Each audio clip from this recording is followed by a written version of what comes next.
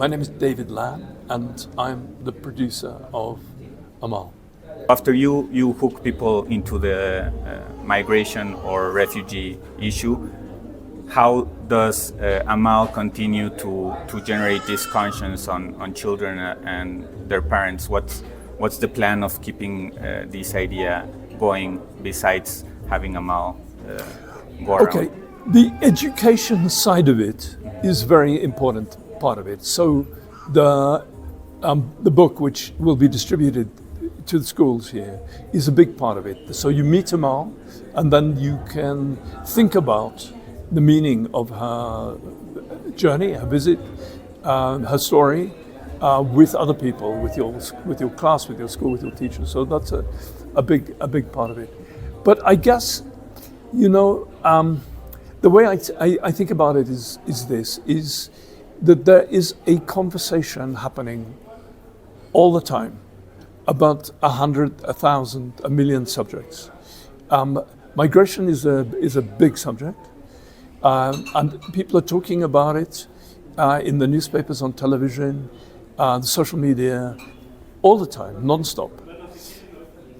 We have a choice we can make as artists, as theatre people. Either we can join the conversation or we can say nothing. It's not possible to say nothing. So we try to make a good intervention in that conversation. Can we change the policy of governments? We are not politicians. We would like to, but we cannot make a big claim for what we do. We do what we as theatre people can do. We can do this thing. If we could do more, I would like to do more.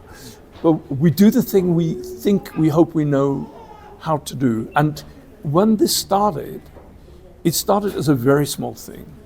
It was one idea. She will make one journey. That's it. But somehow it takes the imagination of many, many, many people. So, okay, you want to talk to us? We'll talk to you. We continue for as long as we can. And we hope that it is a way of speaking which addresses our humanity. She is a child. Everybody knows children are vulnerable. Children need help. Children need care. Children need attention. You don't need to teach that. Everybody knows that. And if you can give attention to a puppet refugee, maybe you can give attention to a real refugee child, a real refugee adult who needs your help. We hope that that's true. And is it easy to keep politically neutral when you're dealing with such a political subject, in order for you not to maybe close some doors in some countries or with some communities? The most strong statement we can make, and if you wish to call it a political statement, that's fine, which is that every refugee is a human being, like all of us. Today's their turn, tomorrow it could be our turn. That is what Amal brings. As we travel, and I've traveled quite a long way now, following Amal, I see that in the world there are millions of people of goodwill who want to help. They don't always know how to help. They can give money, it's always a good thing. Give food, give clothes. But one of the things Amal can do is to link people up together and give people courage. If you wish to help, if you wish to offer your home to somebody who needs it, you're not alone. It's not a crazy idea. There are thousands of people who are looking for a way to help vulnerable people. And Amal's strength is to give people courage. You're not alone.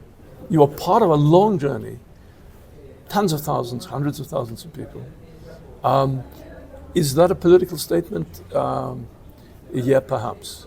But we see it in terms of what all art tries to do, I think, which is speak to the world, is speak to our common humanity.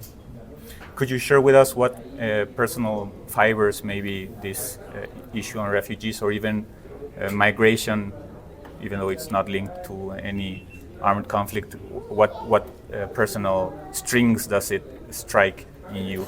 Well, in many ways. My grandparents, I was brought up in South Africa. My grandparents were refugees from the Baltic states, from Lithuania and from Latvia in 100 years ago, in the 1920s. Poverty, anti-Semitism, they arrived in South Africa with nothing as migrants, as refugees. So, you know, it's in my family, but, you know, almost everybody, especially in the United States, everybody is the child or the grandchild of migrants, of people who arrived vulnerable, in a vulnerable way. But I tell you, when I walk behind Amal, what happens quite often, I have a radio and I have a little thing that says Amal. So people know, I can see, I'm part of this. I'm just walking, but they can see that. And people come up to me, often women